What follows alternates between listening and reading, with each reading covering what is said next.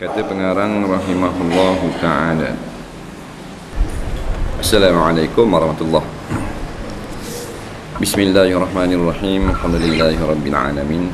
Wassalatu wassalamu ala asyrafil anbiya wal mursalin sayyidina Muhammadin wa ala alihi wa sahbihi ajma'in. Subhanaka la ilma lana illa ma 'allamtana innaka antal alimul hakim. Wa la haula wa la quwwata illa billahil aliyyil azim. Kita sambung muka surat apa? Ya? 73 23.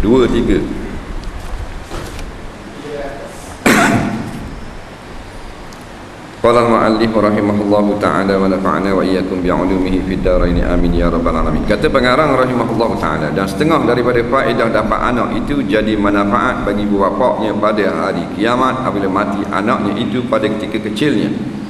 Serta sabda Nabi sallam, inna tifla yajurru bi abawaihi ilal jannati. Artinya bahawa sungguhnya kanak-kanak kecil yang mati itu menarik ia kanak-kanak dengan kedua ibu bapaknya itu masuk ke dalam syurga. Dan lagi sabda Nabi sallam, sesungguhnya kanak-kanak yang kecil itu dikata baginya kanak-kanak, masuklah engkau ke dalam syurga. Maka berhenti ia kanak-kanak di atas pintu syurga, maka bernaunglah ia kanak-kanak di sana di pintu, padahal ia kanak-kanak marah yang sangat. Dan berkata ia kanak-kanak, tiada aku mau masuk ke dalam syurga melainkan kedua ibu bapakku sertaku. Maka dikatakan malaikat yang menunggu pintu syurga itu, masuklah oleh kamu akan kedua ibu bapaknya itu sertanya kanak-kanak ke dalam syurga. Kita masih lagi tentang faedah ada anak, ya? Anak ni faedah berkahwin. Apa benda faedah berkahwin? Dia faedah berkahwin, faedah kahwin. Faedahnya ada anak. Benda faedah anak banyaklah. Di antaranya Nabi sebut inna tifla yajurru bi abawaihi ilal jannah. Sesungguhnya anak-anak kecil itu menarik atau memimpin akan kedua ibu bapaknya kepada syurga. Faham baik.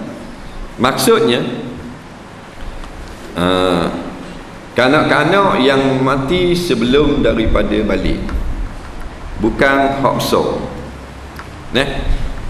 Macam kita ni besar dah, tak ada syafaat, malaikat kita mati syahid. Kalau anak yang mati kecil, maka tidak ada dosa, walaupun besar budak tu, tapi dia kira mati kecil. Dia tak kira saiz, dia kira umur belum balik. Sama ada telah memayis, macam umur 8 tahun 9 tahun dah, atau tak memayis lagi 3-4 tahun, bila belum balik mati, dia boleh memberi syafaat. Bila? Jika ibu bapa dia sabar dan redha dengan kematiannya. Jadi syarat pula. Nampak? Dan anak mati tua, anak mati tua tu balik awal dah tu. Dah agak dia dah tu, agak ring dah tu. Anak mati kecil ada kelebihan. Kita tak menangis juga anak aku bapa anak aku mati, anak aku orang lain tak mati. Bodoh. Bila mu tak sabar, mu menangis, mu tak redha gitu, maka hilanglah manfaat yang sangat besar. Maka anakmu tak boleh jadi syafaat kepadamu. Pergi ya. Dia nangis menolong tepi, haram tak boleh. Anak mati. Yang boleh menangis sahaja. Nabi kata an-naihatu wan-niyahatu finnar. Hiji menangis menolong tepi biji sabak atau teriak ni ketika kematian masuk neraka. Menangis boleh, tapi menangis kerana sedih, bukan menangis tepi menolong. Nangis dua jenis.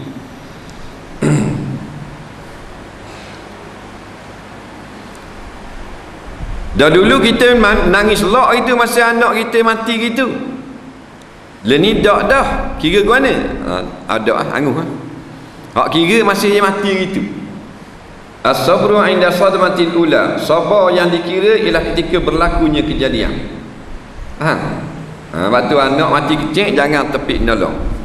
Kita menolong anak dia satu baru main biras sungai, tolak di kawan mati lemah. Maka kita bersedih atas dasar fitrah manusia.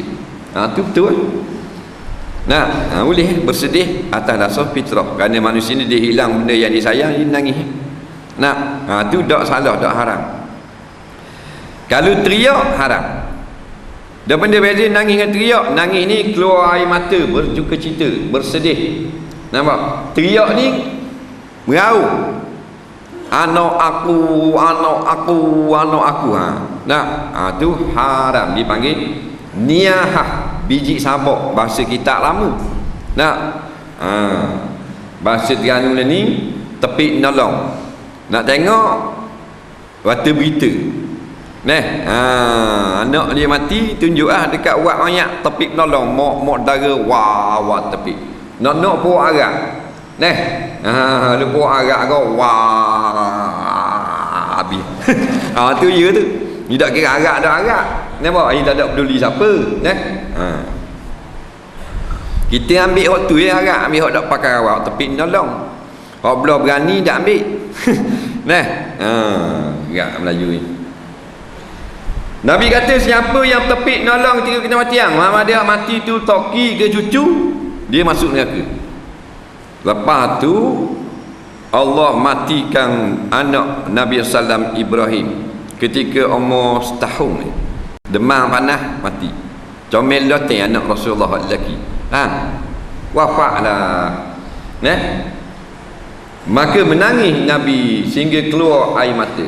Sahabat komen lalu, Rasulullah, hari tu kita nangis mati anak, mati bini.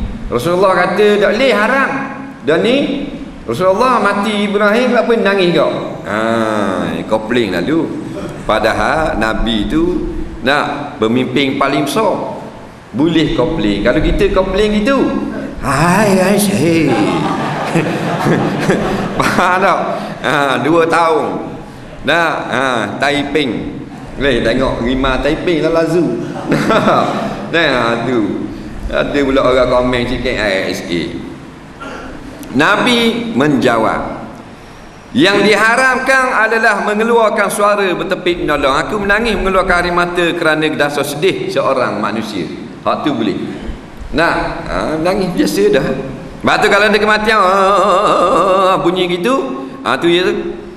Suruh dia diam, kerana boleh menyeksa mayat. Jangan main. Ada kan bunyi macam ke lori sterong tak hidup, nak start. Kata jangan nangis gini, senyap mulut, tupai air mata sudah. Dia pun diam, tak apa.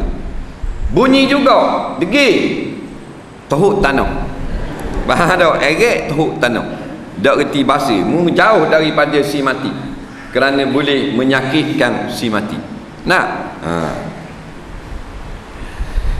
Dia biji sabak teriak ni orang Majusi. Orang Majusi dia tepik lagi amat tepik lagi bagus dikira. Maknanya suhu mayat tu. Kalau tempat kita ke Cina mapuh, dia upah nangis.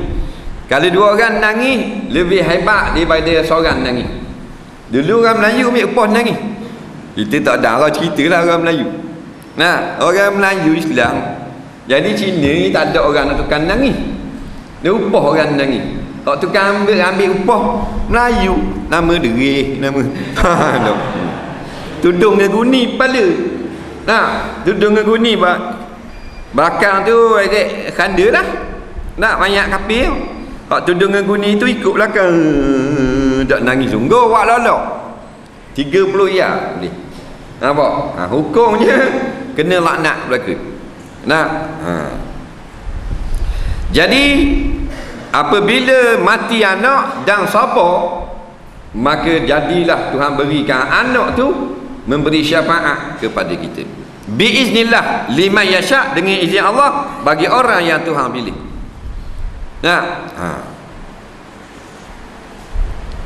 Jadi betul orang yang anak dia mati kecil.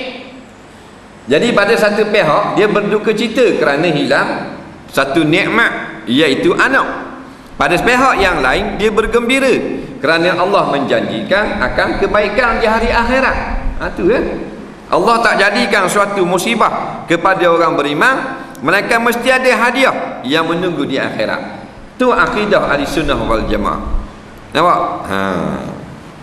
Mata nak menangis, nak mata saja menangis, nak hati kita redha kepada Allah. Tapi jangan pula balik sekarang selang anak dalam beseng. Ambil hak cek ke selang. Pasal apa ustaz kata boleh syafaat? Kan Allah ambil sendiri nyawa dia. Jangan kita buat. Dah tu hadis ni guana kamu. Kau perhatikan hadis pula. Hadis ni hadis dhaif. Faham? Bukan hadis sahih. Sebab tu dia tidak popular. Yang popular hadis sahih beri syafaat para nabi, para rasul, ulama dan yang mati syahid. Faham? Adapun kanak-kanak dan hafiz Quran, hadis dhaif. Dah hadis dhaif guana kita boleh amal tak? Kata Imam Nawawi rahimahullah taala, wa qala al-fuqaha'u wal muhaddisun, berkata ulama-ulama fiqh dan ulama-ulama hadis, yajuzul amal, harus kita beramal bil ahaditsidh dhaifati, dengan segala hadis-hadis dhaif fil fadaili, pada perkara-perkara kelebihan. Nampak? Malam yakun mawdu'a, selama bukan hadis yang direka orang. Hadis tentang anak beri syafaat di hari kiamat bukan rekaan, hanya sanadnya dhaif. Maka hadis yang dhaif boleh beramal di sisi jumhur ulama fiqh dan ulama hadis. Dah kata tak boleh beramal dengan ulama jangan hadis dhaif, tu mazhab Wahabi. Faham? Jangan awak tukar bimbo kita.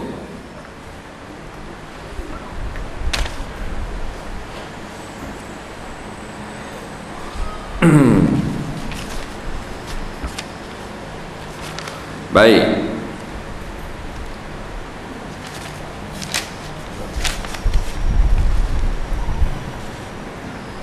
Jadi Nabi cerita kanak-kanak ini dimasukkan ke dalam syurga, lalu dia menangis. Maka kata malaikat, bapa mu menangis? Dia kata, aku masuk syurga, mak pak aku dah masuk. Mak pak mu nak masuk mana? Faham? Orang bang pergi suram, mak pak mu bang pergi kedai meeting. Nasa mana semayang garik? Nak? Itu masalah. Jeng hantarnya matang. Apa? Pala meeting itu tak gerak dah kereta. Nak? Itu tak teringat ke raya. Tahu mari pukul 7 tadi. Nak? Tubik dia benda cis, tak ai 7.30 awal lagi. Tubik pala rumah tengok tak gerak. Macam ulat tarik kereta. Padang lah. Bahan dalam sungai mana ni? Nak pergi kok nu dah boleh gak Kubang Jela. Kona bahan kok nu pula. Kok Teluk Pasu. Nak? Lambat-lambat tak apalah. Kita berhenti lambat malam ni. Tak apa, kita berhenti lambat. Dah kita mari lambat, kita berhenti 8.45.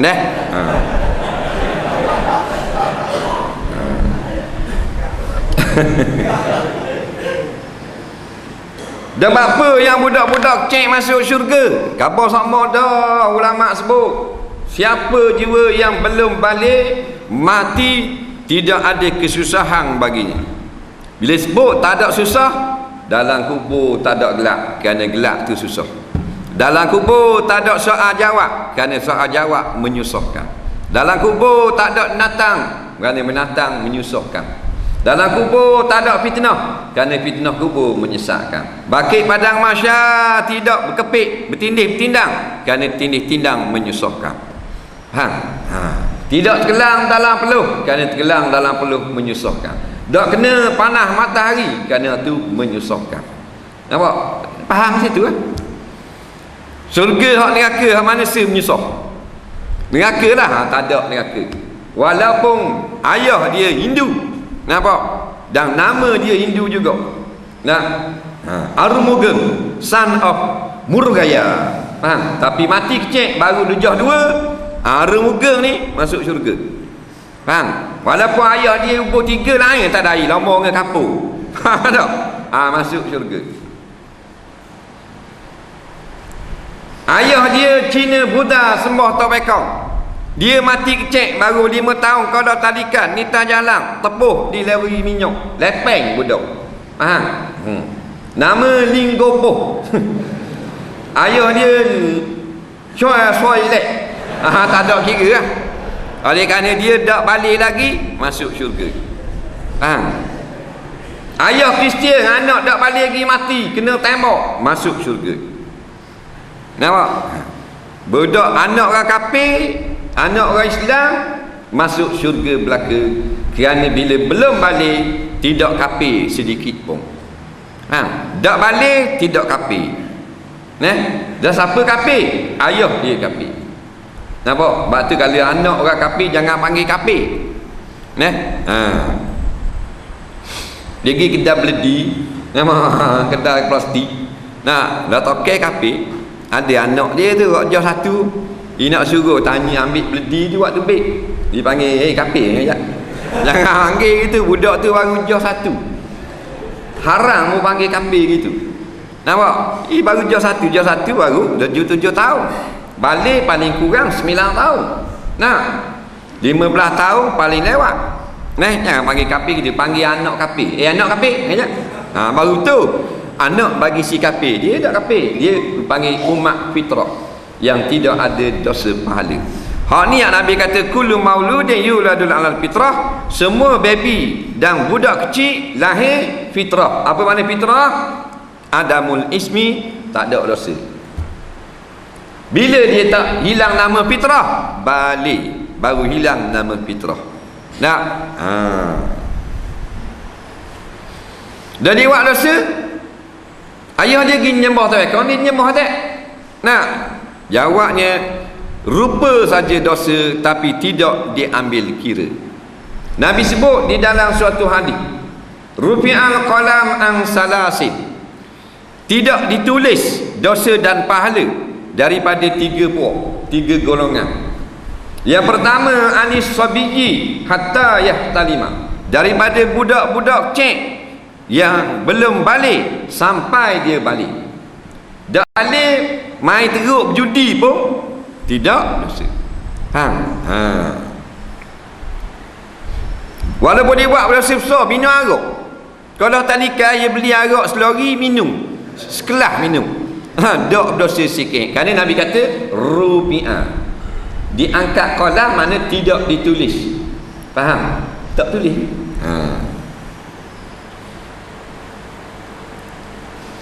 Wa anin naimi hatta yastaiqiza, daripada orang yang tidur sehingga dia bangun dari tidur.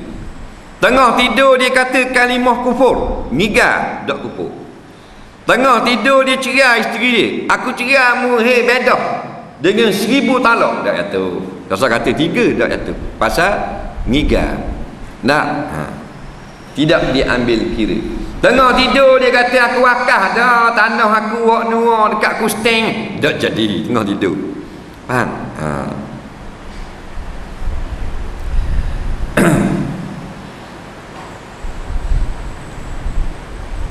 Wa anil junum, daripada orang yang gila. Orang gila juga tidak diambil kira. Sehinggalah dia siomang, baru ambil kira. Masih dia gila, tak semayang, tak tanda. Tak dosa. Dia gila, dia bawa orang puang gendong atas belakang, tak dosa pasal dia gila. Ramai dia gendong berang tengah jalan ni. Berhenti tak pilih ni nak pergi Kuala Lipat, depan kereta kita berhenti 5 lah pasang ni. Bagi pangkau pau ni keling tak kita. Kata menantang. Wak itu senjah lengang, bola kereta.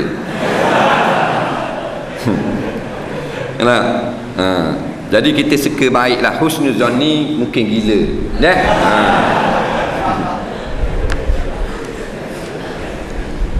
Jadi Nabi kata hatta yahtalima, tidak ditulis.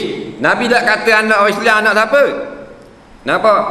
Anis sabiyyi, daripada budak-budak umum, budak-budak anak orang kafir, anak orang Islam tidak dikira. Batu jual beli tak sah. Jual beli tak sah. Tak ambil kira. Dah mana dia nak beli? Dia ada pula ijtihad ulama.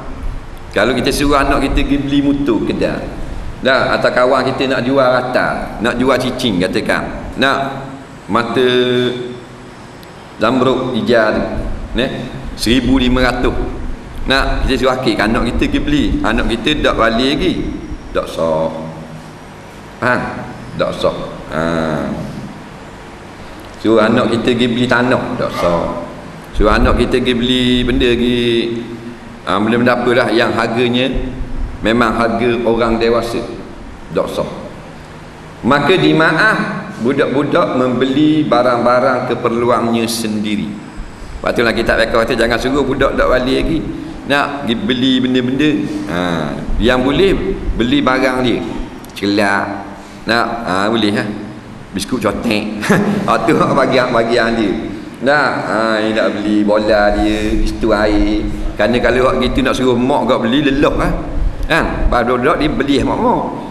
Kakak mak pasang, kakak mak 2%. Jadi maaf dia pergi beli keperluan dia sendiri, beli cekelak, beli gulali, beli sagonyo, faham? Jadi dimaaf pada syarak sah. Tapi nak beli untuk keperluan orang dewasa tak sah. Faham?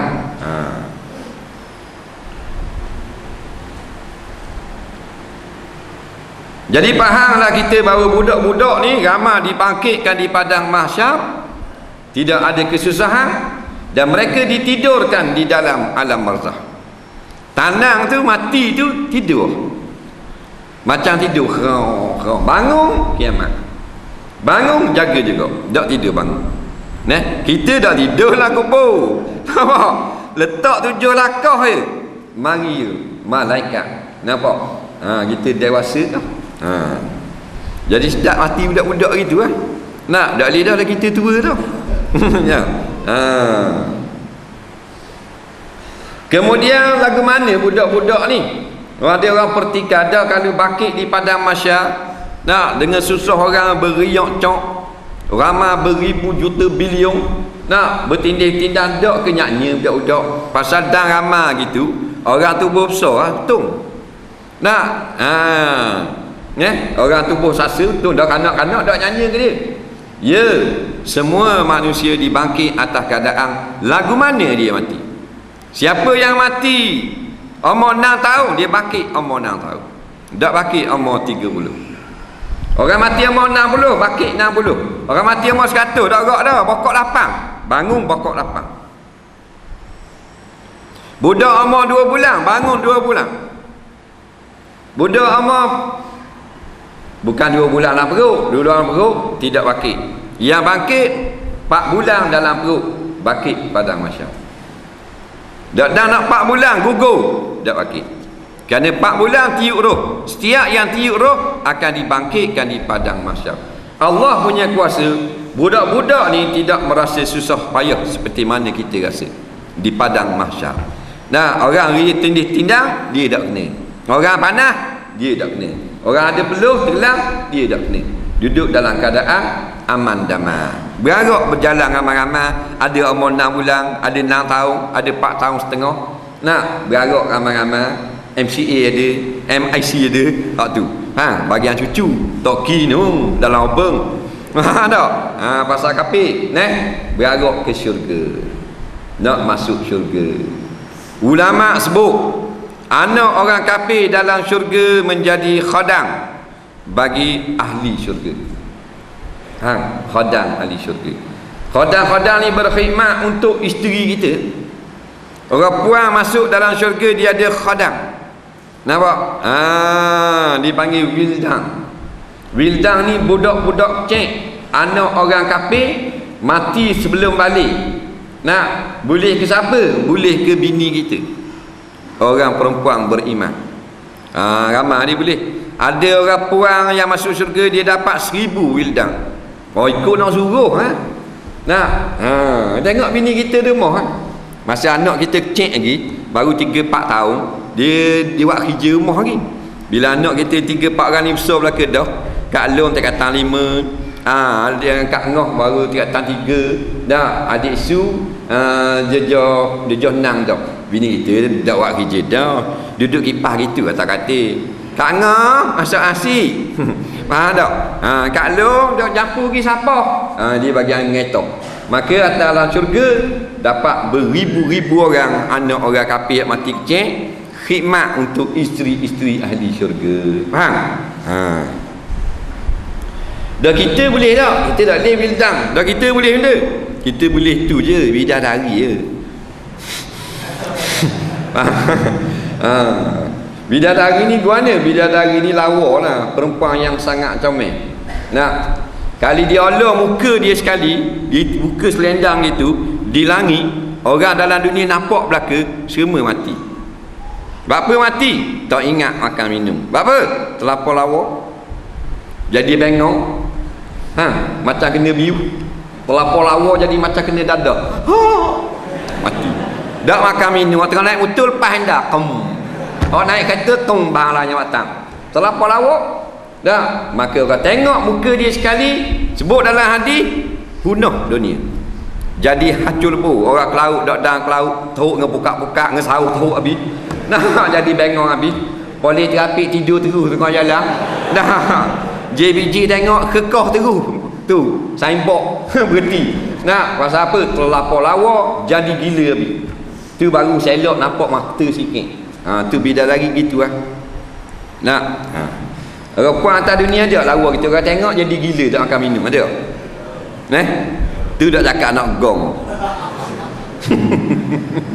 Nah, dak lawa pun dak akan nak gong dah. Boleh naik motor peluk pak kemas gitu, dah ada orang. Dah lepas dulu mu nak dating pun. Faham? Dah nak buat agama kita mu gendong dah. Takkan nak teruk tengah jalan, dah jumpa orang tengah jalan dah. Lepas dulu tangan awak pegang si gitu dulu. Dah. Kemas ni. Keling pula tu. Dah lah dak lawa sakit tu.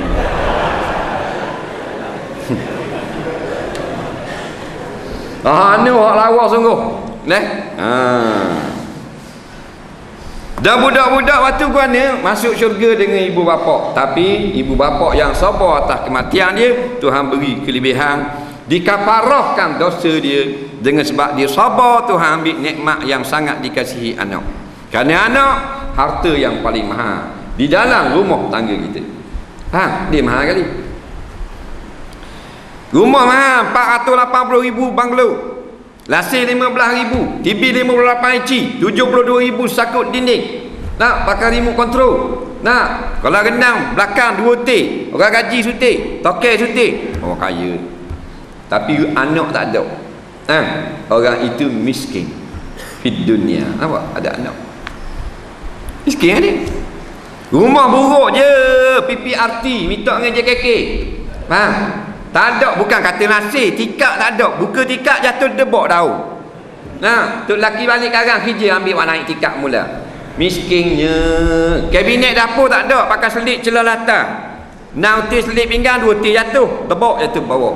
Miskin sungguh. Kosong, duduk atas latar, tak ada perabuk.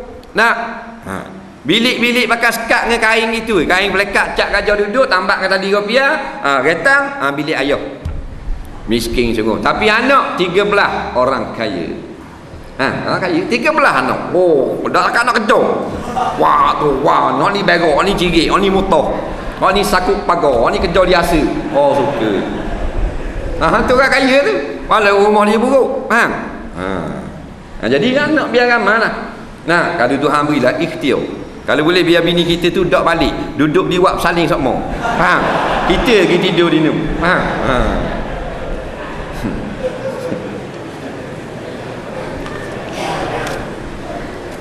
Dan lagi sabda Nabi SAW, barang siapa ada bagi seorang anak perempuan, maka dia ajarinya akan dia anak perempuan adab, dan membaikkan ia akan adabnya, dan memberi makan ia orang akan dia akan anak perempuan, maka membaikkan ia orang akan makanannya anak, dan menyempurnakan ia orang atasnya atas anak dari segala nikmat yang menyempurna Allah Ta'ala atasnya orang itu. Niscaya adalah anak perempuan itu baginya orang pada kanannya dan pada kirinya, memelihara akannya daripada api neraka hingga masuk ke dalam syurga.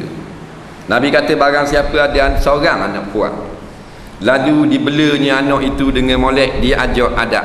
Adab ni hukum syarak. Kemudian dia ambil rezeki yang halal, cari beri makan ke anak sampai besar, dan dia bersabar dengan segala kesusahan yang disebabkan oleh anak, maka dia di dalam syurga. Tuhan balas syurga. Apa benda yang masuk syurga memperang sabit? Tak. Bela anak susah dengan hari tu. Rupanya bela anak susah ni, maka dapat syurga. Dengan syarat ajar adab. Sebab Nabi kata wa adabaha, ajar adab. Bela anak buang ramai tapi anak tak ada adab, biadab. Dan anak pakai skirt tak ada adab tu. Pakai seluar ketat punggung puing, tak ada adab. Siapa nampak lurah dendang tak ada adab. Pakai baju singlet tengah panas, nampak tiok tubik pasal malam. Kalau ambil barang bawah je, bawang lada ni kalau nak ngeretuh gulali, bulu tiok jatuh dalam kuali timba apa balik. Budak-budak puang ni. Baju pukat orang-orang pukat kaya. Baju muka orang tahan pukat liwat baju. Pakai tak setara. Nampak baju dalam alik dalam. Baju pukat tu biru muda, baju dalam merah. Tok Imam boleh baca situ saiz 38 D. Nampak? Berat menanang ni. Tu anak-anak perempuan tetapi mak pak dia dak ajar adab ke dia. Biarlah mudah akan jubah pakai baju kurung. Biar dak ajar baju kurung pakai seluar tapi baju yang labuh. Baru orang panggil beradab. Bila tidak ikut adab-adab Islam, biadab. Biadab dengan kurang ajar anak beranak bapa kurang ajar, pak dia kurang ajar dia, maka dipanggil anak kurang ajar. Faham tak? Kita kurang ajar hak lawan pak, tak? Hak lawan hukum agama. Tu kurang ajar. Tak pakai tudung, pakai tudung. Pakai tudung. Beri anak tu umur 7 tahun pakai tudung. Dia tak wajib lagi pun tarbiyatul aulad. Apa? Maknanya melatih anak-anak. Sebab apa? Nebuk anak puan tak sebut anak lelaki. Anak puan susah jaga. Anak lelaki tak apa, tubik dak alik. Tidur mak kawan tak apa. Dak alik dalam niat tidur surah. Tak apa lagi. Kalau anak dara tu dak alik dalam niat tidur patah, sudah kerja dah lah. Main tidur patah. Tupa ramai. Faham tak? Tupa palitang. Susah, faham? Pasal dia jenis bertutup. Al-mar'atu auratum. Perempuan itu dia jenis kena tutup. Dah kalau nak kira dengan anak lelaki, nak jaga dia payah. Keluar dak pakai tudung, pok jadi boleh dosa. Keluar pakai luar ketat, mak pula boleh dosa. Keluar tak tahu kehala, buka aurat tak sempurna dan sebagainya, tutup, boleh dosa juga. Tak reti kait dengan hukum haid. Anak lelaki tak ada hukum haid apa dah. Tu sebut dengan anak perempuan. Orang dulu-dulu kata bela khubas kandang lebih senang daripada bela anak puang seorang. Tu. Dan dia kenal ke seorang-seorang tu. Kalau molek tak apa budak tu. Balok-balok. Boy prank. Kalau boy prank orang berjuruh tak apa. Kalau boy prank hok erek ring, hok cak ayam bulu balik, hok kecing ngata. Boy prank rata tekok dah ni. Pakai rata tekok macam beruk nak naiknya. Boy prank. Mari ambil pula anak di rumah.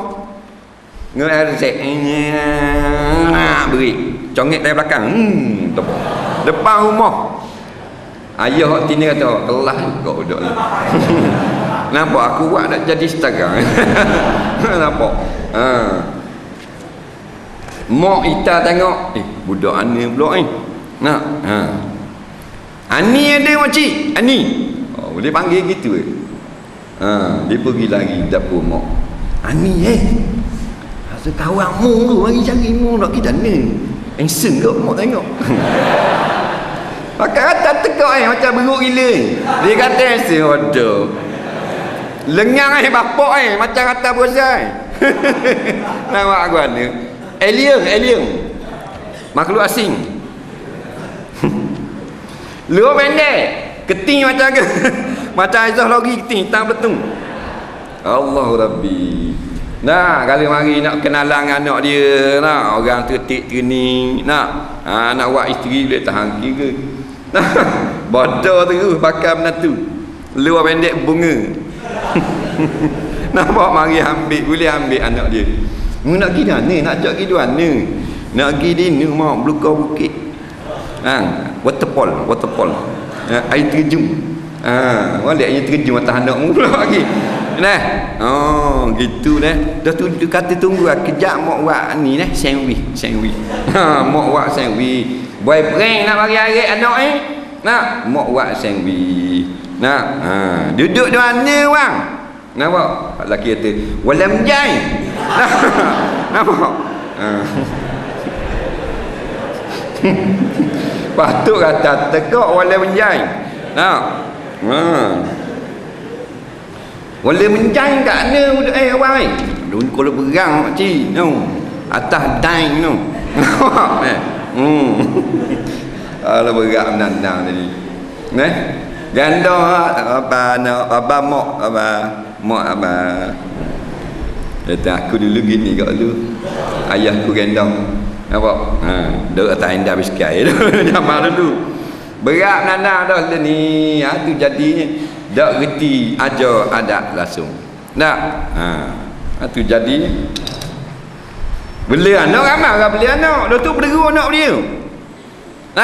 Orang boleh kelek kata. Lepas atas rezek puas naik atas Vespa pula. Puas atas Vespa. Baru ni naik ngeset rezek. Dia ni naik bay batu pula. Bagi mana pula. Ikut set lah. Ngasah jatang sudah.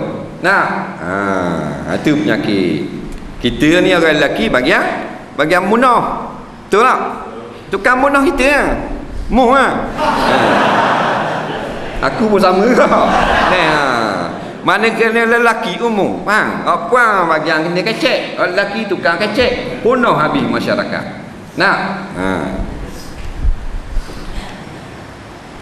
Jadi tak dapat dalam hadis ni, anak perempuan ni dibesarkan dalam keadaan beradab. Kemudian susah payah tu ditanggung mencari nafkah kelauk gausmi masuk hutang. Nak besarkan anak perempuan mati dapat syurga. Allah lupuskan dosa ayah kerana beratnya kita nak tanggung anak puan sampai begitu semua. Nampak?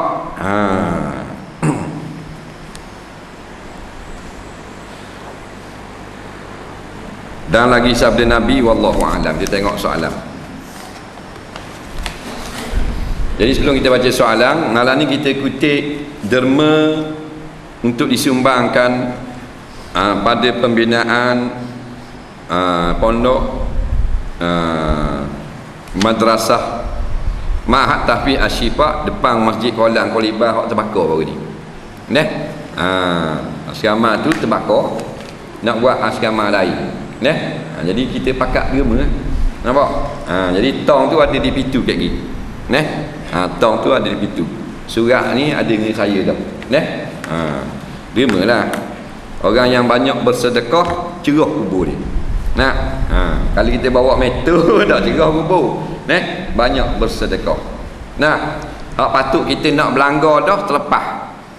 Rupa-rupanya dulu 15 tahun dulu dia ada derma Seria rupanya. Maka Allah lepaskan dia daripada musibah dengan sebab bersedekah.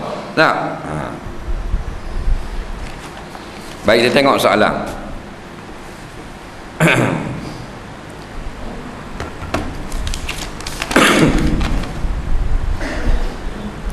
Apa beza rahmat dengan redha? Lain-lain ni. Rahmat ni daripada Allah, redha daripada kita. Faham? Rahmat ni mana kasih sayang Allah. Bila Allah kasih kita, hak dah boleh pergi surah jadi boleh pergi surah. Bila Allah kasih dah kita, hak minum arak jadi berhenti. Bila turun dah rahmat, hak berzina tak mau berzina dah ni. Kalau bila turun dah rahmat, dulu berakhir main, ni berakhir dengar. Tu rahmat. Redha daripada kita. Nampak? Walaupun kita dengar ayat radhiyallahu anhu wa radhiyallahu anhum wa radu anhu, tapi maksud yang redha sebenar daripada kita dah.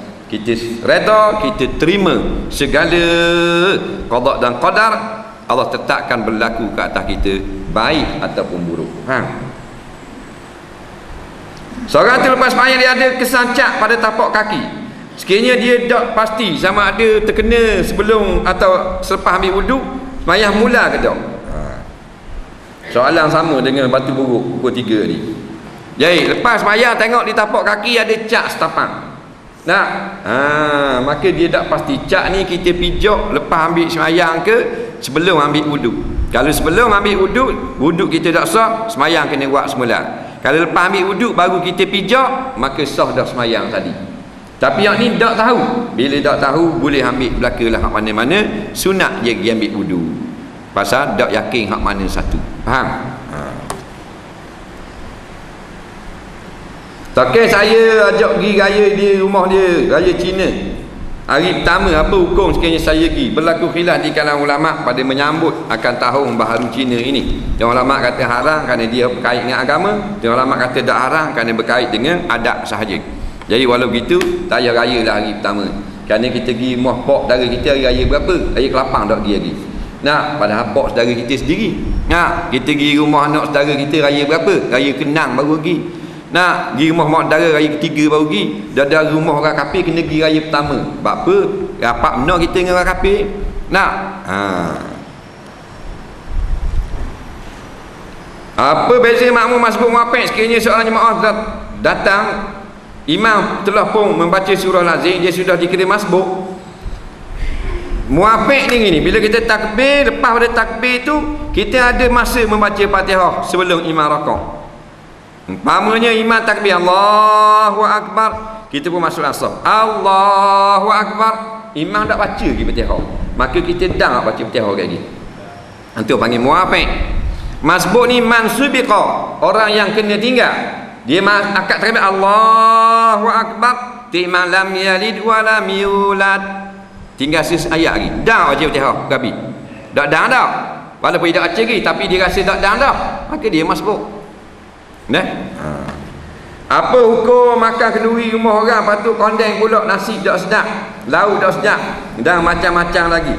Ni orang gila dah lah orang jepuk dia. Tak usah kata benda lah tak sedap, lain lah dia tu kedai makan letak harga mahal tak sedap, kita boleh pertikai. Nampak? Pasal kita bayar. Ni jepuk kenduri tak bayar, tak usah kondeng. Tuang dia tanya sedap ke tak, pasal kita nak beki semula ni. Boleh nampak? Tuang dia tanya, dah awak makan gua ni tadi, lauk tadi. Tak usah malu lah, katalah sebab saya rasa gedak kena. Nampak? Tu tuang dia suruh lain. Kita pun kabarlah saya makan daging awak tadi, saya macam makan spam basuh tu tak apa. Ni dah orang makan free, bahan lauk banyak pula, licin sepinggang. Nasi keras, ketum nasi. Daging masing lah itu. Dah kalau masing apa pun bahan habis pinggang. Apa pun solat seorang yang sakmo semayang dalam keadaan tak khusyuk.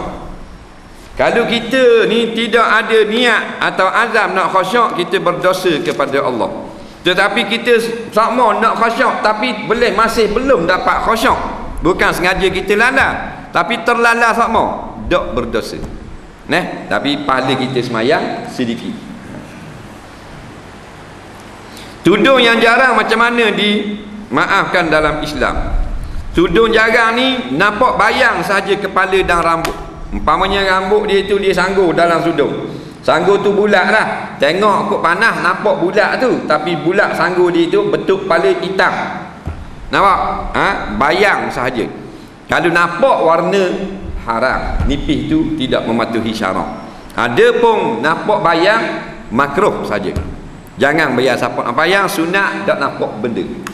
Biasa tudung nampak bayang ni atau nampak warna tekak, tudung bawah dia nipis. Dia apa nak pakai tudung bawah, pakai tudung dua lapis, dan jangan guna warna cerah.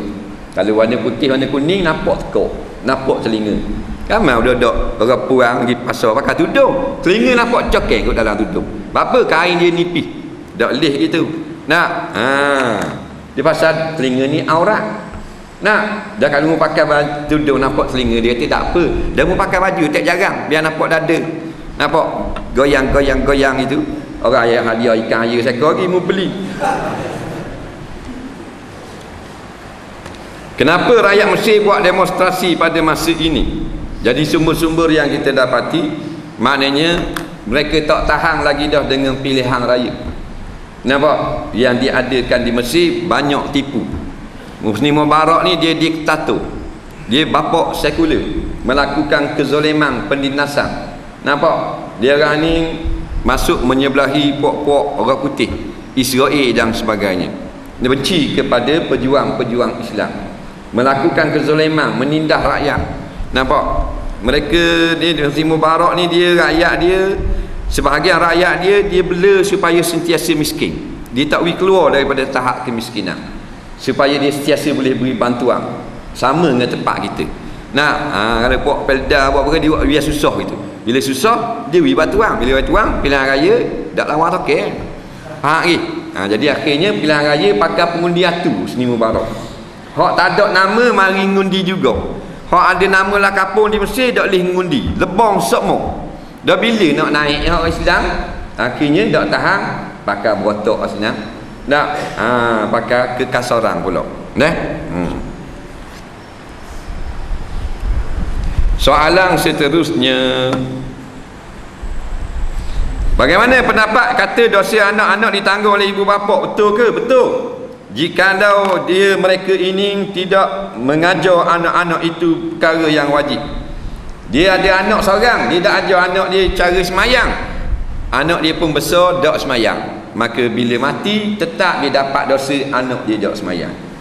Tapi dia ajar dah, suruh dah, pesan dah, depan ayah semayang, pelik mati ayah tak semayang, ayah tak berdosa.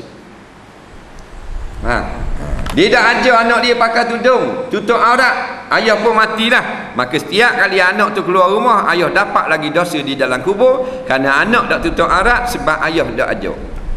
Anak ayah ajar dah, molek dah tutup, tapi bila ayah mati, dia tak ada orang yang dia takut, dia tak akan tudung dah, maka tak berdosa dah ayah. Bagaimana pula jika kanak-kanak yang mengaku murtad tidak diambil kira? Budak-budak khabar dah saat ni.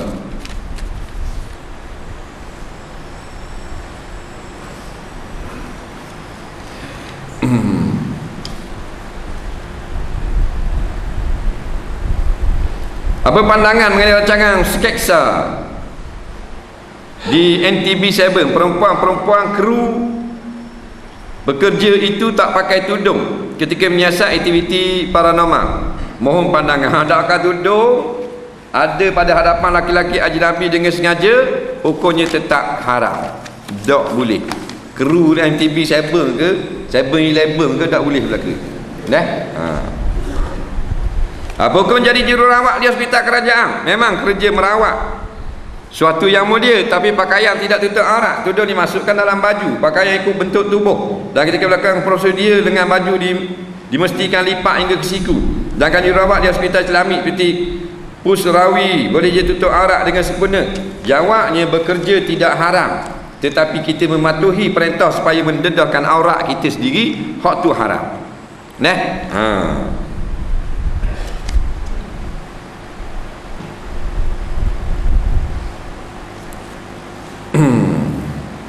Antara tahlil dengan sedekah, niat untuk ibu yang telah mati, mana ulama kata lebih afdal?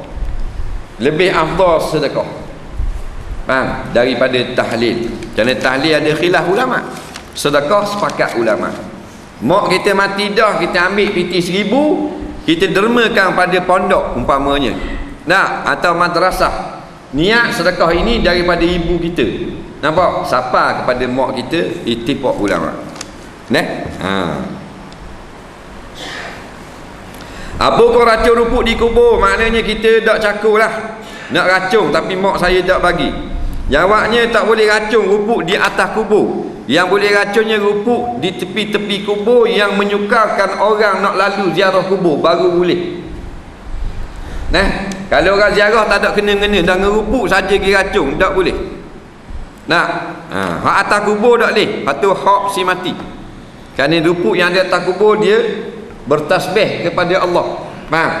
Jadi tebah racun ataupun potong bukan untuk buang semua, tapi memendekkan supaya mudah orang keluar masuk di perkuburan untuk atau mayat ataupun ziarah.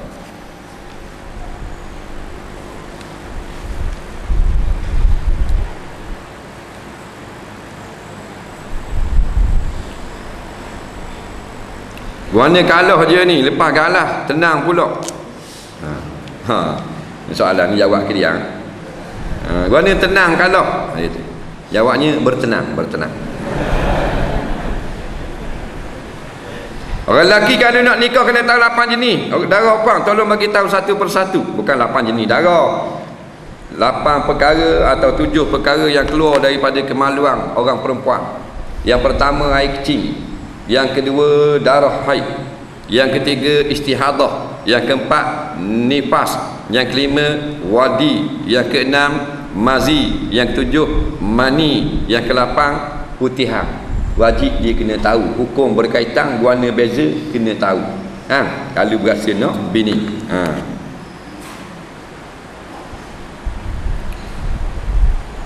Cikgu sejarah kata umur Aisyah masa kahwin dengan Nabi Muhammad yang paling tepat ialah 19 tahun, bukan 9 tahun.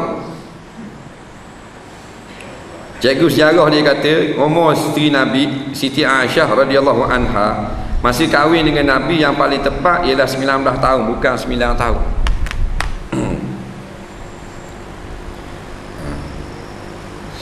Jawabnya ni bukan cikgu sejarah ni. Nampak? Cikgu sejarah bahar rambang sekali. Ketika Nabi wafat, Aisyah berumur berapa tahun? 18 tahun. Masa Nabi wafat, Aisyah berumur 18 tahun. Dia pergi cikgu sejarah dia kata masa nikah dengan Aisyah umur 19. Aisyah Nabi wafat dah. Jadi bukan cikgu sejarah ni, kena buang cikgu ni daripada sekolah. Tak. Sama ada cikgu ni ambil ais atau pi kuda.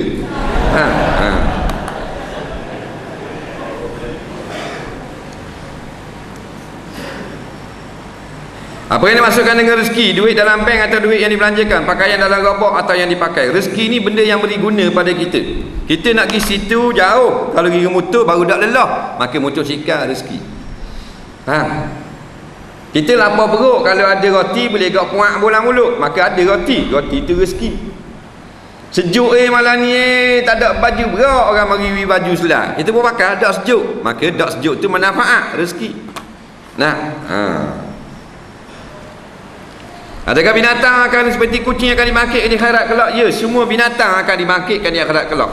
Cuma binatang-binatang ni tak masuk syurga neraka, lepas dibangkitkan akhir sekali jadi tanah. Saya selalu campurlah baju yang kena darah haid dengan baju lain yang dan dibasuh. Perlukah saya basuh semua baju-baju itu semula? Jawabnya, pada masa kita keluar daripada mesyeng tu, kita bilahlah baju-baju tadi dengan air yang lalu. Tapi kalau perkara tu berlaku lama dah, kita tidak pasti baju hak mana maka tak payah kena basuh semula. Soalan seterusnya. Saya selalu dengarlah syaitan berbisik, sangat dahsyat melalui hati saya. Saya sudah istighfar banyak kali, namun ia tetap tidak hilang. Tolonglah, saya nak suruh hilang sungguh. Jawabnya, tak boleh nak hilang, kerana tugas dia syaitan ialah menyucuk, meniup, mendatangkan keraguan di dalam dada-dada manusia. Alladhi yuwaswisu fi sudurin nas. Hijau syaitan ni ialah mendatangkan waswas, keraguan. Sama ada waswas tu air semayang, atau waswas tu tentang ketuhanan, waswas tu tentang halal haram, dia hijau dia tiup. Dia tak akan pecik. Cuma dia kuat dengan slow je dia mari. Jawabnya, kita bertahan samalah, tu kewajipan kita. Jangan ikut hak dia cocok. Dia datang, kita istighfar dan baca ayat Quran. Dia lari sekejap, mari pula baca pula. Jika kita buat salah dengan manusia tanpa pengetahuan mereka, apakah kita hanya perlu minta maaf atau menceritakan salah mereka kepada mereka? Jawabnya, kalau kita rasa kalau kita cerita dia tak marah, maka kena cerita, kata setengah ulama. Tapi kalau kita cerita dia katok pada kita, minta maaf sudah memadai. Orang puan tak tutup aurat. Lepas tu ngaji Quran. Betul, sebab jadi betulan dia atau bini nguruk. Kejut saya tengok tukang nguruk ngaji rambut tak tutup, baju pula lengan pendek. Jawab, tidak wajib menutup aurat ketika membaca Quran. Jika tidak ada di sana orang yang kita wajib tutup.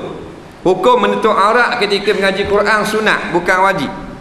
Faham? Jadi kalau kita pakai luar pendek pun boleh baca Quran. Kalau kita seorang diri di dalam rumah, sunat kita tutup aurat. Kerana tidak ada syarat sah kita nak membaca Quran mesti tutup aurat. Yang ada ulama sebut adab-adab membaca Quran sunat menutup aurat. Bila sunat menutup aurat, kita tak tutup aurat juga tidak berdosa. Kerana Quran tidak tengok kita. Yang haram ada orang tengok kita tak tutup aurat. Itu baru haram. Soalan seterusnya dah habis ni. Banyak sangat. Saya kerja sebagai Messi, kadang-kadang terpaksa sising baju saya. Adakah ia dikira darurat? Nampak lengang. Tengok keadaan darurat itu sendiri. Kalau keadaan tu kecemasan, kalau keadaan tu pembedahan, mana terpaksa dia kena sising lengang, tidak sakok dari nak buat kerja, maka dimaaf pada syarak.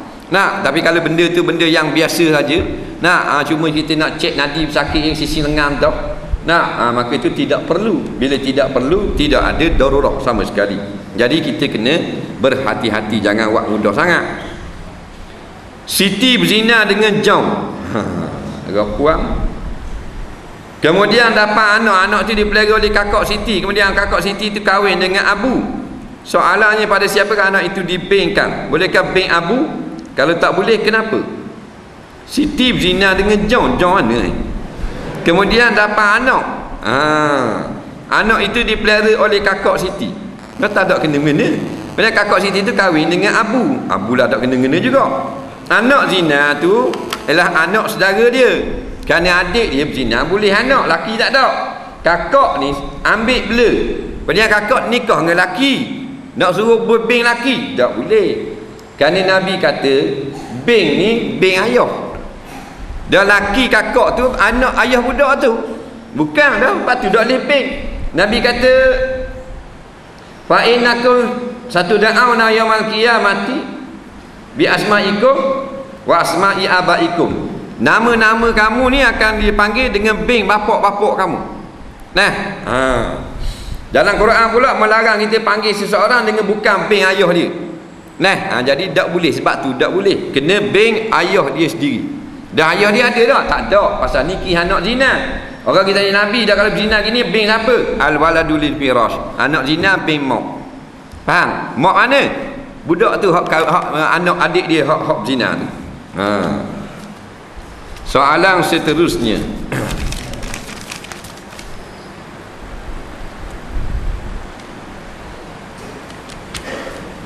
Kita baca 2-3 keping dah.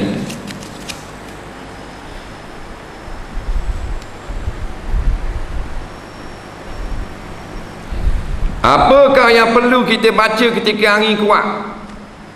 Dengan maksudnya, kalau dalam keadaan junub boleh tak kita berzikir, istighfar, berdoa dan baca ayat Quran? Ziarah kubur sunat ke menghadap kiblat? Kalau janggut berubah warna perang, boleh tak kita warnakan hitam semula? Dia kata kalau angin kuat, kita nak baca benda tak? Jawabnya, bacalah sebarang doa. Kita minta pada Allah supaya angin itu tidak memberi mudarat kepada kita, dengan bahasa yang kita faham, bahasa Malaysia. Tapi kalau kita baca doa tu hak daripada hak Nabi baca, lebih baik. Di antara hak Nabi baca, Allahumma inni a'udzubika min syarri hazarih. Ya Allah, ya Tuhanku, aku minta kepadamu, bahwasanya aku berlindung kepadamu daripada kejahatan ini angin. Faham? Mana ya Allah, Tuhanku, janganlah beri rosak kampung aku, rumah aku ni daripada angin ataupun benda jahat yang ada dalam angin ini. Nampak? Tu doa hak Nabi. Dah ingat, baca Melayu pun boleh juga. Ya Allah, Tuhanku, janganlah beri mudarat dengan sebab angin yang menimpa aku ini, ataupun aku minta berlindung denganmu daripada segala kerosakan yang ada dalam angin ini. Tu kalau angin sangat kuat. Kalau hujan tu sangat lebat, Allah mahawalna wala alaina. Ya Allah, Tuhanku, jadikan lebat sini pergi tempat orang tak ada, jangan atas kampung kami, takut jadi banjir. Tu Nabi baca juga. Dalam keadaan junub boleh berzikir ke tak? Boleh berzikir, boleh istighfar, boleh berdoa, boleh tahlil, boleh takbir, boleh tahmid. Yang tak boleh, baca Quran sahaja. Ziarah kubur sunat menghadap kiblat. Tu jawapan ni. Tak menghadap tak berdosa. Janggut dia jadi kuning dah, nak cat hitam semula. Jumhur ulama mengatakan celup rambut yang berubang atau janggut yang berubang dengan warna hitam adalah haram. Faham? Warna lain boleh. Rambut dia ubang dah. Ubang dia kuning atau ubang dia putih, boleh celup warna perang, celup warna koko, celup warna dark brown, celup warna biru, dah apa kepala. Soalan terakhirlah, tak sempat lagi, lebih kurang 10 pin lagi, insya-Allah bulan depan pula. Bos sini. Apa hukum pergi mengatur atau mengatur? Berapa buah kereta kalau nak atur mengatur? La ilaha illallah. Sejak akhir-akhir ini masyarakat kita ambil mudah soal agama dalam perkahwinan dan minta penjelasan tentang apa yang berlaku di Mesir dan Tunisia. Khabar dah ni. Hukum atur mengatur ni bukan wajib pun. Dia ini bergantung kepada keadaan adat setempat. Nah, Sayyidina Abu Bakar As-Siddiq bila mengkahwinkan Aisyah ketika berumur 7 tahun kepada Rasulullah, nah, maka tidak dihantarkan lagi kerana masih belum balik. Bila balik Aisyah ketika berumur 9 tahun 4 bulan, maka Abu Bakar bawa Aisyah dan pergi sendiri ke rumah Rasulullah, nah, dan beri kepada Rasulullah. Tu mengatur seorang yang dia mengatur. Jadi tak tetap dalam syarat nak atur berapa buah kereta. Nah, jadi kalau kita ada berapa orang, nak atur apa orang? Nak atur 4 orang aje. Lepas tu nak cari kereta wak 8 lah. Atas orang naik 2 buah kereta. Tak jadi gitu. Atas keperluan lah. Ramai nak pergi atas kapung, sewa kapal terbang. Nah, jadi sebenarnya atas keperluan, tak ada banyak mana, tak ada sikit mana. Nah, cuma masuk adat-adat tu, masuk nafsu, nak berlawan-lawan.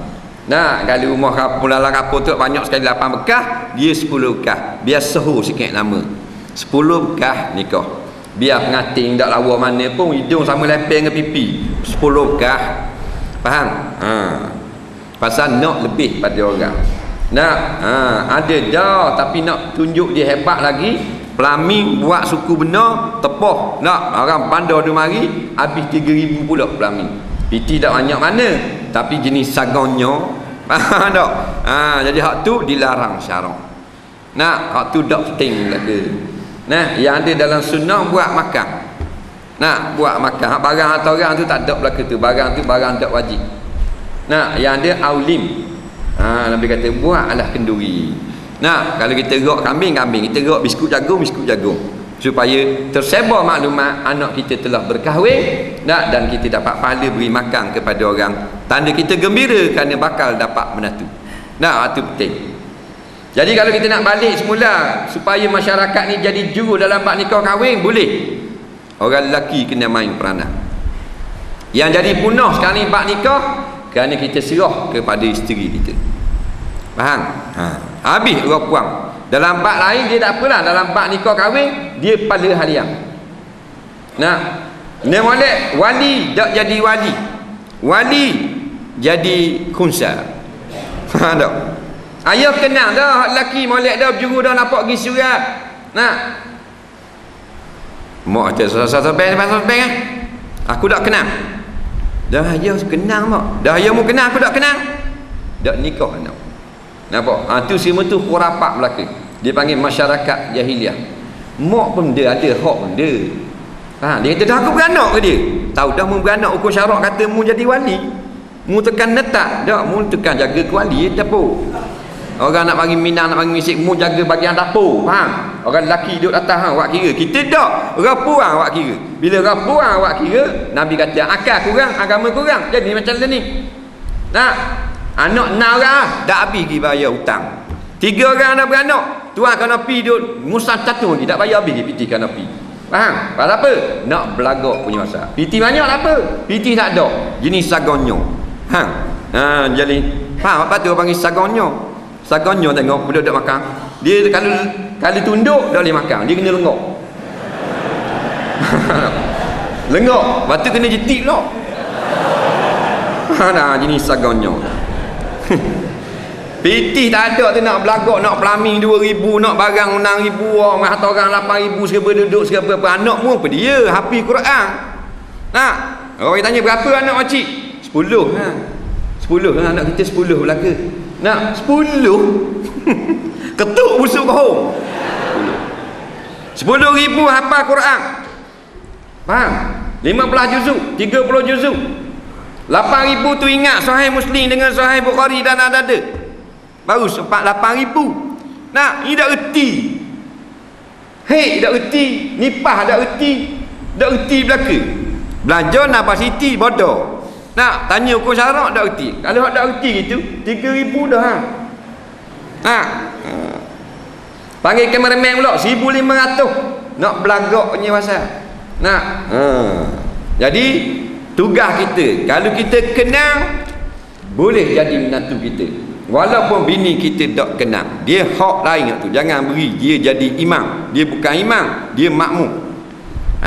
Dah kalau ikut dia, suruh jadi tok imam bayang Nah.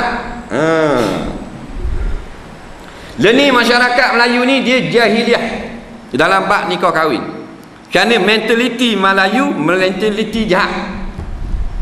Cerai kita kok, kalau kata cerai dia sibuk.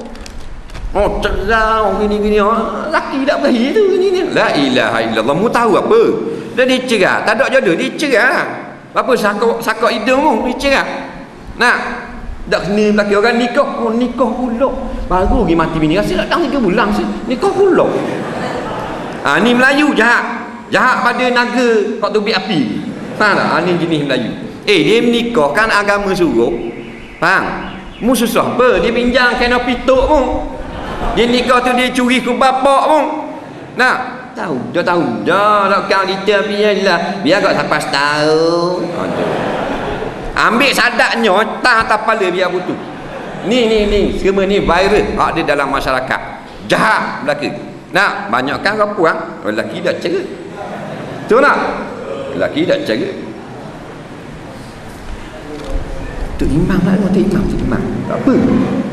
Nikah dah. Dah dia nak nikah pula boleh kan? Fankihu ma tabalakum minan nisa masna wa sulasa wa ruba'.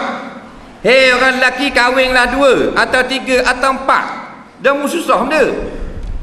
Tahu dah dah nikah 2, nikah 3, nikah 4 tahu dah. Dah kat gigi kan. Tu hang tanya adik ke dak. Dah buat apa? Dah mu dak kena tanya. Hak nikah seorang mu dak kena tanya. Ke mu dak kena tanya. Akhirat lagi, mu makan ke darah ke bini mu tu, bini mu seorang. Halal ke tak? Mu ajar dak dia agama? Ajar halal haram tak? Ajar hukum haid tak? Ajar taharah tak? Ajar akidah tak? Yang mu cari orang bini ramai. Dah mu dak kena tanya. Tak gitu. Ni masyarakat dia duk sibuk orang, dia akan kena tanya. Tak usah sibuk orang. Nak sibuk apa? Buk lain dia benda tak betul. Nak nanti masyarakat mentaliti, gaya berfikir kotor macam Aisyah Melayu. Nak nikah tak kena, tak nikah. Pasal apa tak nikah? Dia bila tu lah tak nikah. Tak bila mana bedah ambung kau tu tak bila seorang kita hak apa puan. Nak tak bangun tak tahu. Jahat apa. Dah. Jadinya cara belaka habis barang dalam kain dalam seluar dalam habisnya selok habis. Dah. Jadi tak mau nikah sama awak ni, dia tak kenal, dia putus asa dulu, dia kasih dah ngak lama itu anak JKK dah mati. Bang, dia tak ambil lain. Nah, mu sibuk apa? Ni Melayu. Orang cerai, orang nikah tua ni sibuk kau. Dah tua dah 60. Nah, mati bini dah 60. Bini jatuh dalam telaga mati. Jadi dah sesian, duduk seorang tak ada orang nak percaya, nikah pula seorang lagi janda lama dah, janda tua dah mau 57 kau. Nah, bunyi juga nikah juga tua-tua tu. Bahasa galak. Ni jahat ni. Ni nak cerita habis pesen. Terengganu Kelantan, jenis jahat. Negeri lain tak gitu. Nak ada apa? Jenis Terengganu Kelantan. Dia jenis hai ngopak kalau hal-hal gini. Sungguh. Habis kata kampung kalau berang, kalau Terengganu, Pok Tuyu, ladang sama. Tak boleh kata. Orang nikah tua dia sibuk, orang nikah muda sangat nikah apa 19 mana tunggu kok 23. Gitu pula. Nah, nikah molek dah tu umur molek dah, puak laki apa? Laki 26. Apa? 22 molek dah. Tapi aku tengok laki macam hitam sikit. Basi tu. Dia macam dada muka. Dah. Ni jadi betul baliklah. Perkara-perkara masyarakat ni tak usah ambil cara. Bukan dia merokok menyambung. Dia nikah semula walaupun dia 80 tahun dah. Alhamdulillah jodoh dia, berkatnya hidup dia. 80 pun boleh bini lagi. Tu orang yang ahli syurga. Faham? Baru jadi amal masyarakat. Kalau gitulah maka turun pertolongan Allah. Sekarang pertolongan Allah tak turun kerana kita hasad deki sesama kita. Ngundi tak menang Ustaz Mo. Soalan yang terakhir sebelum kita baliklah.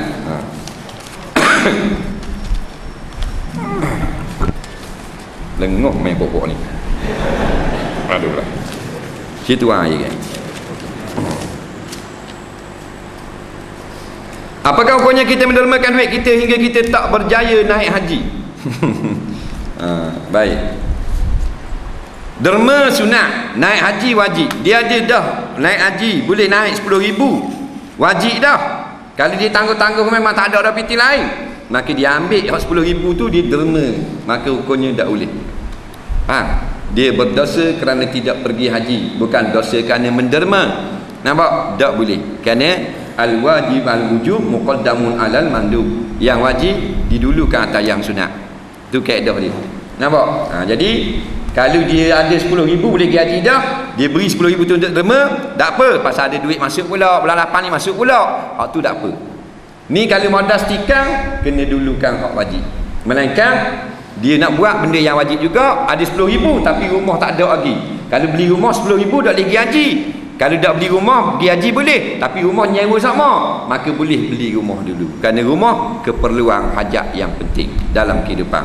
Wallahu a'lam. Bismillahirrahmanirrahim. Allah manfa'na bima 'allamtana wa 'allimna bima yanfa'una. Rabbana zidna 'ilma. Rabbana atina fid dunya hasanah fil akhirati hasanah wa qina azabannar. Wa sallallahu ala sayyidina Muhammadin wa ala alihi wa sahbihi wasallam. Walhamdulillahirabbil alamin. Assalamualaikum warahmatullahi